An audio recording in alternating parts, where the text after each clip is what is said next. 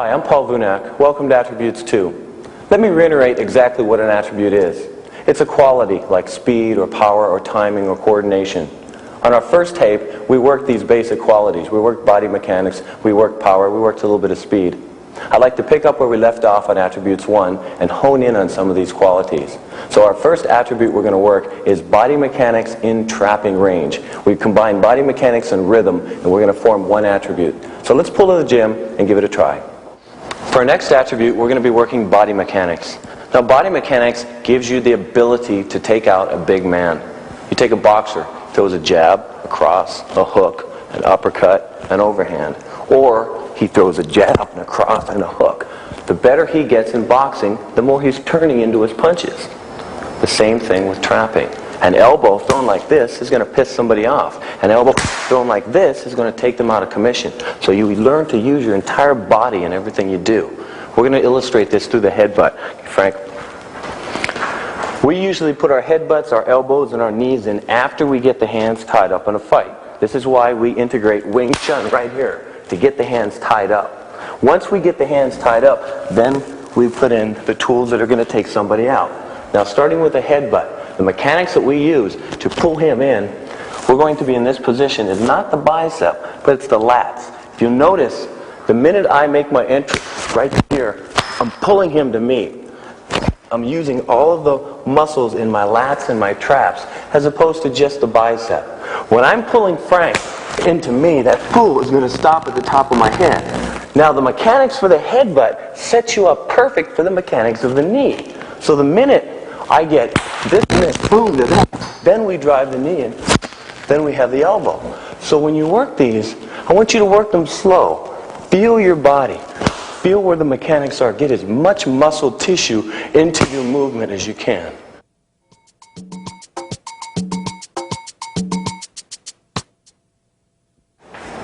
Now what I'd like to do is work body mechanics in combination to show you how the headbutt, the elbow, and the knee work together, sort of a synergy. Okay, Frank. We're going to use Wing Chun to get in. It's a pocket lock. The first thing I'm doing is I'm going to drive that knee in. Now watch the mechanics I'm using. I'm putting the whole body behind the knee, just slightly backing up. When I raise my head back slightly, that's going to set up for the headbutt or the elbow. So what I want to get is I want to get a synergy with the body. I want to get the head, the elbow, or the knee all working together. This is what I'm trying to accomplish. Once again, an elbow is the same thing as a hook. You can throw it like this, or you can throw it like this. You can elbow like that, or you can put the whole body behind it. When I have the head right here, and I'm about to come down with an elbow, if I have a piece right here, boom, you've got to have the whole body behind it. And it's important where you hit. I don't want to elbow here. I want the tip of my elbow grazing the head, just grazing across the eyebrow. This is the effect I'm trying to get. Hopefully with body mechanics, this will take out a big man.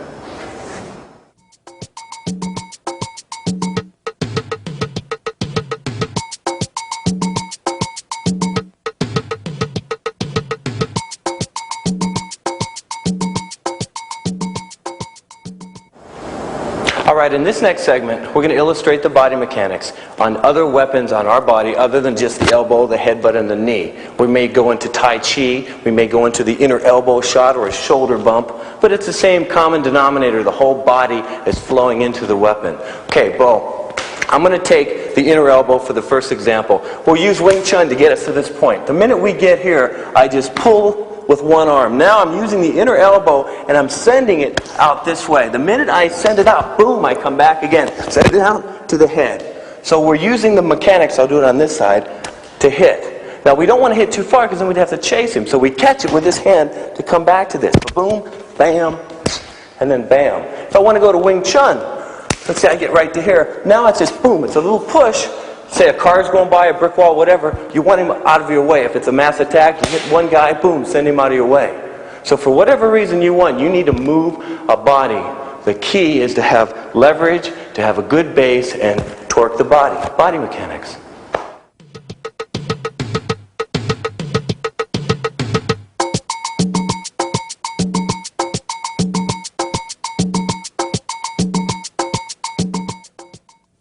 Our next attribute is killer instinct. Now when I say killer instinct, let me qualify that. There's only one range in a street fight that you really need killer instinct, and that's trapping range. When you're out in long range, you want to keep a cool head, moving, sticking, stop hitting. Once you close that gap, that's when we need killer instinct. Certain tools are more conducive to bringing this killer instinct out. The straight blast, the elbows, the headbutts, the knees. Picture doing a double spinning reverse crescent kick and having killer instinct. So what Bruce found out were certain tools that he used brought this emotion out in him. So we're going to pull to the gym and we're going to start with these exact tools. I'm going to attempt to teach you killer instinct through a video. Now it's going to be difficult. It's hard enough to learn killer instinct one-on-one.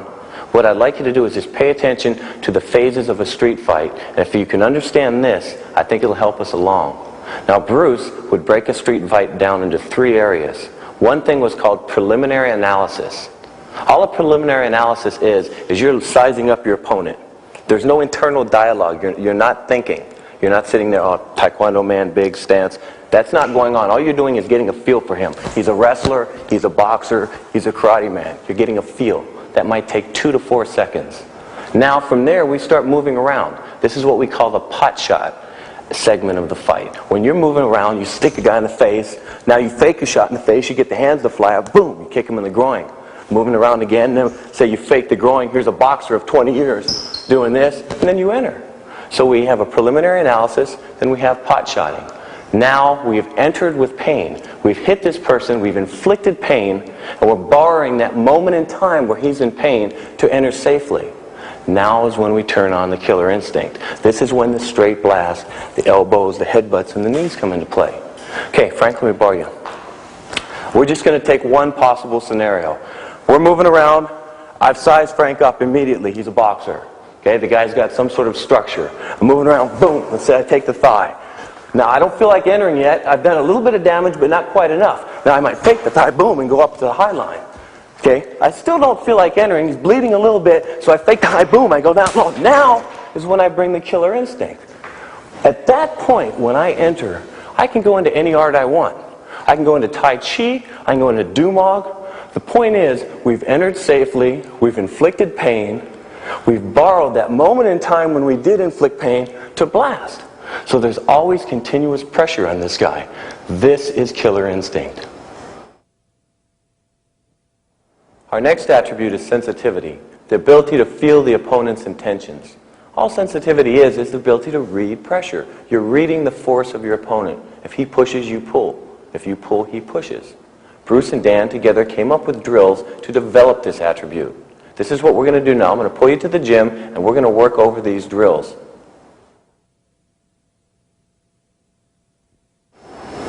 Our next attribute is going to be sensitivity. Sensitivity is the ability to feel the opponent's pressure. Remember, sensitivity doesn't come into play in a fight until you get into trapping range. If you've got a strong opponent who's forcing one way, and you just go around that, and then you can insert your tool. So you're using sensitivity just for a second to get around that, and now you can put in what you want. Okay. Now, the first drill we're going to do is from Kali. It's Hubud. What we're doing is we're starting here. This is our reference point. I'm raising, slapping, and I'm hitting. What we're doing in Hubud, what we're actually accomplishing is we're accomplishing a spectrum of reference points that you can be in when you crash in a street fight. And we're learning to feel when we would insert different tools from this spectrum of reference points. And this is the ability to gain sensitivity, just by doing this over and over again. Now from here we're going to switch to another drill, which is the Lap Sao drill from Wing Chun. We're raising, we're pulling, and we're hitting, as opposed to raising, slapping, and hitting. I'm raising and I'm pulling and I'm hitting. This is the shell. When you've spent hours and hours of doing this over and over again, throw a jab, Terry, then the minute I enter into here, you can do it, because this is your neighborhood. You've been there, you've lived there. So we're going to do this one more time. Raise, slap, and hit. Then we go to raise, pull, and hit. Then we can switch on this side. Then we go to the third drill, which is called Chi Sao. Once again, you have to actually be here to be experiencing this, but we'll at least give you a feeling, an idea. So we go from Chi Sao to Hubud to Lap Sao, and pretty soon we're just flowing. So what I'd like you to do is basically check out what we just did, go through it slowly, and get the shell. From there, then gain somebody to get your sensitivity.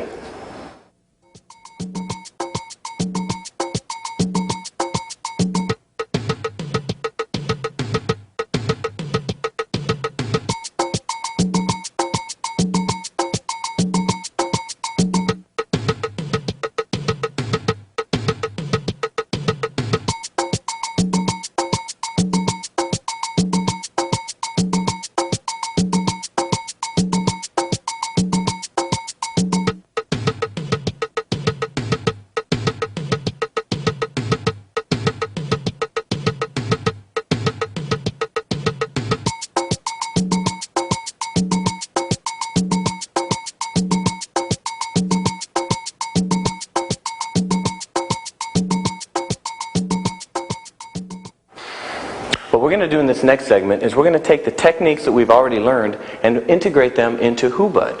This is how we're going to become functional at trapping. The reason people know techniques but can't pull them off in a street fight is they've not gone through the rigors of learning it. You need 5 things. You learn, you practice, you master, you functionalize, and then you maintain. If you don't go through these steps, you're never going to be able to pull your techniques off. So what we have is we have Hubud as a shell. And that shell gives you the energy, and then you integrate any technique you want in the confines of that shell. Terry? Now, this is the Hubud we're doing. And if you remember, we were taking all of our techniques out of a jab. So Terry pulls out that jab. That's when I get to here, and I go back to Hubud. Doesn't matter what technique I'm doing. If I want to do an arm wrench, pull out the jab. I'll come to here, bam, put in the arm wrench, and then go back to Hubud again. The point being, anything that I do, any art or any technique, if it's integrated in the confines of an energy drill, you'll have energy. This is how you'll be able to pull off your techniques.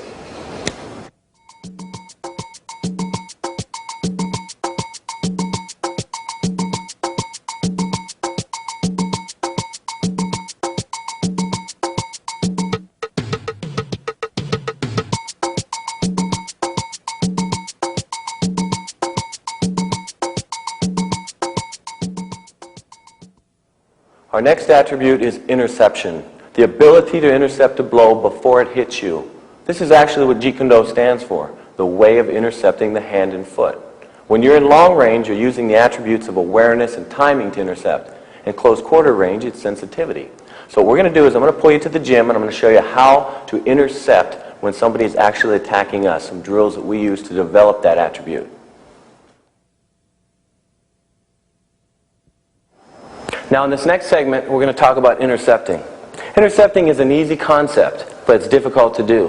What you have to do is you have to hit your opponent before he hits you. Now we're talking about a high level of timing, a high level of awareness. The tools that we use to intercept with have to be economical. You're not going to try to intercept a jab with a spin kick, but you could intercept a spin kick with a jab. So the tools that we like to intercept with are our front hand jab, our front hand kick, the Jeet Tech, which is a little side kick, it's not actually trying to hurt, and the rear leg shot to the thigh. These are our favorite tools to intercept with. I'm not saying these are the only tools. Now when you train it, you have to train it in a progression. You can't get in and go full contact, start kickboxing, and expect to intercept. What you're going to end up doing is you're going to both be in the center of the ring, and you're going to be trading blows, just the way 2 kickboxers do it. We don't want to do that. We don't want to trade blows. We're fighting a Rosie Guerrero on PCP. We don't want to trade blows with this guy. We want to intercept before he comes in. So we're just outside of his range. Second this guy steps in, bam, you hit him. So you zap him. Every time he breaches that range, he encroaches on you, you hit him. So I'm going to give you one very simple drill to do. We're going to intercept a boxer with the thigh shot. This is a line most boxers are unfamiliar with. And I'm just going to show you one example of how to intercept. Okay, Tom, come on in. Now Tom, you're just going to throw the jab. I'm just patting the jab the way the boxer would. But if you notice I'm out in this range, freeze. Right in the range where I extend your jab, he can't reach me. So he has to come in to get me. Boom, that's when I intercept. So we're going to just move around a little bit, and I'm going to show you how we would normally do it.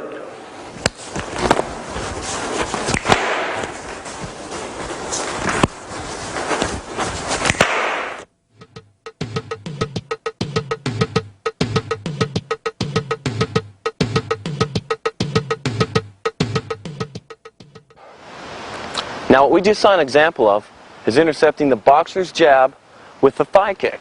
What we're doing is we're breaching that distance. The boxer's trying to encroach on us, but we're not allowing him to do that. As he comes in, boom, we zap him just before he gets into boxing range. So Tom would come in with a jab, boom, that's right when I'd hit him on the thigh. Now what we're going to do is we're going to encroach again on that range, except I'm going to use the kick. It's called a Jeet tech. This is one of Bruce's favorite moves. It resembles a side kick, but it's not for power. So you're not chambering the kick. You're just raising the leg up. So Tom comes in now with a kick, and I intercept the kick with a Jeet tech. So Tom, give me a good kick. Boom. We're moving around a little bit. He comes in, bam, I intercept it. Now the minute I intercept that kick, I borrow that moment in time to come in. And when I come in, I'm basically doing the 50-yard dash down this guy's center line. You have your crane stance. Bruce used to say, put him in the wounded crane. So what we're doing is we're going to encroach, we're going to blast, and then we're in trapping range. Now, just as the boxer breaks up his rhythm in boxing, the trapper breaks up his rhythm in trapping. So what I'd like to do is take it to the gym and let's isolate broken rhythm in trapping. For our first attribute, we're going to work rhythm in trapping. Now, just like in boxing, the trapper needs rhythm. You don't see a boxer throwing a jab or a cross or a hook in the same rhythm. He'll break it up. So this is what we do in trapping. Okay, Frank, let me borrow you. Now Frank's going to throw a jab. I'm going to use a gunting as a common denominator. This is my entry. So when he jabs, this is our pat. We'll take it out at that nerve center. The minute we hit that, boom, we can consider this one beat. Now when I'm talking about rhythm, we're just learning to play with beats. There's no right or wrong. So the first way we look at it is that's one beat. The second way is that's one beat. I may say 1001, or we may go to 1001. So how you look at it, the way you look at your trapping through the different rhythms, broadens the spectrum of how many times you can hit this guy. It opens up new lines for you. So what I'd like you to do is take any technique you have already and break it up in different rhythms.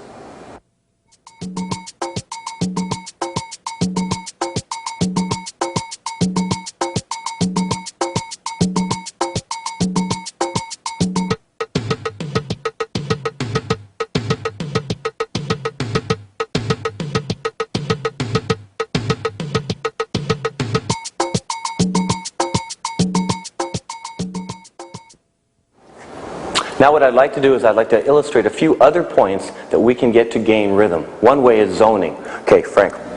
Frank's going to throw a jab. As soon as he jabs, boom, I'm out here patting it.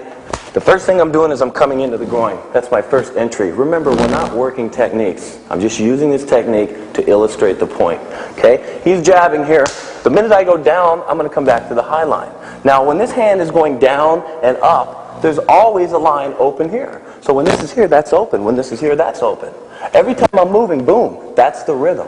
If I'm in front of him, it's his two guns against my two guns. The minute I zone to here, boom, that's rhythm. We don't know where we're going to go, but as long as we have the rhythm, we're going to find an opening.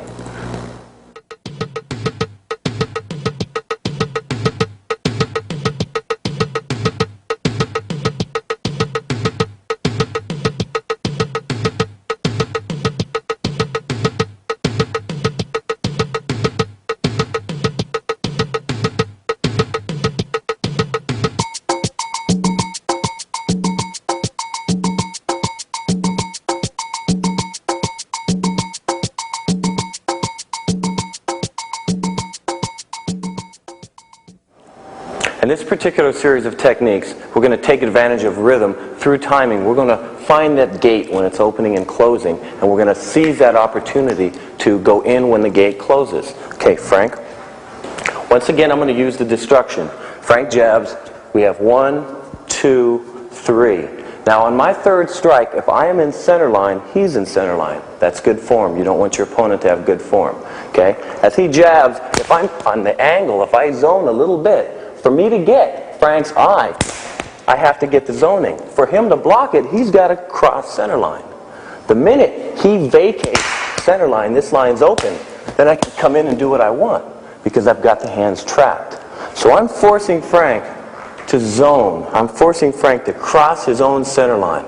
The movement I'm using is much like a running back or a basketball player. You're making a quick out, down and out. So he jabs, boom, that's my first out. But I'm faking that way to come back on this line. boom, to come in for my final shot. So we're using rhythm to get the guy to this point, then we're following up.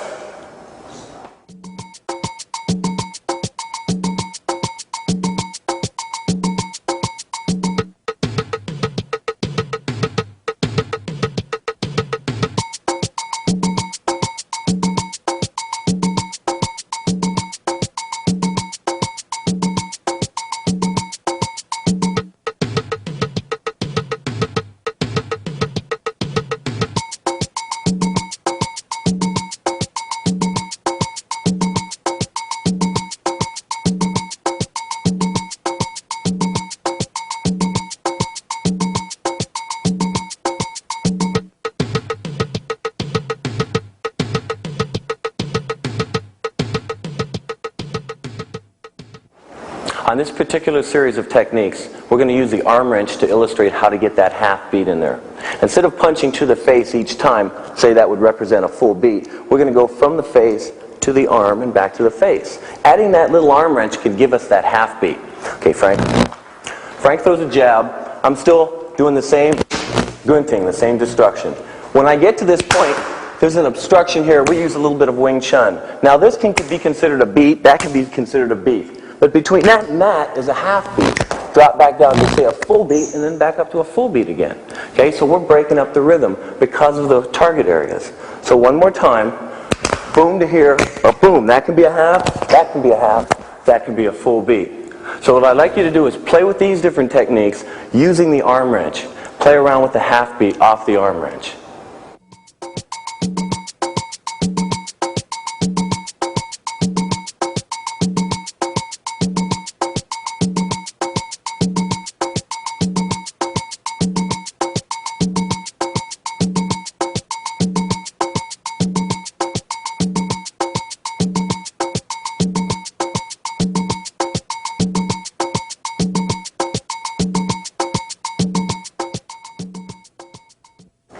Now in this particular series, what Frank is going to do is cross center line instead of holding center line. It's just another variable that we can use to gain rhythm. So Frank, he's going to throw the jab. I do our same destruction, the bicep, the eye jab, and the back fist. Now instead of him holding center line here, he's going to push. He's going to cross center line. This is going to create another rhythm, just another variable for you to work with. So as soon as he jabs, I get this feeling, boom, that's when I put this in. The minute I go to the bicep, boom, I've got the arm wrench back to the groin and back up to the head. I want you to go through it slow, break up the rhythm. Sometimes Frank will hold center line and that'll take us here. Other times, just to break up the rhythm, he's going to cross center line. That'll just take me here. Just one other way to play with rhythm.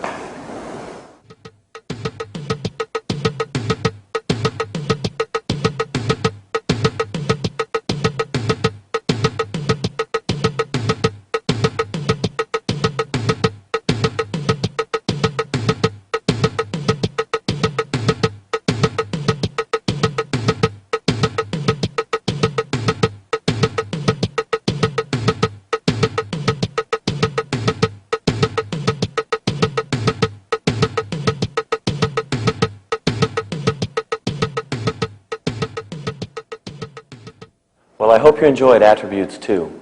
Attributes are what made Bruce Lee what he was. The man is about attributes: speed, power, timing, coordination. This was world class. His attributes were world class. If we can learn from this tape just how to develop that, if we can understand that combat is not about technique, combat is about attributes.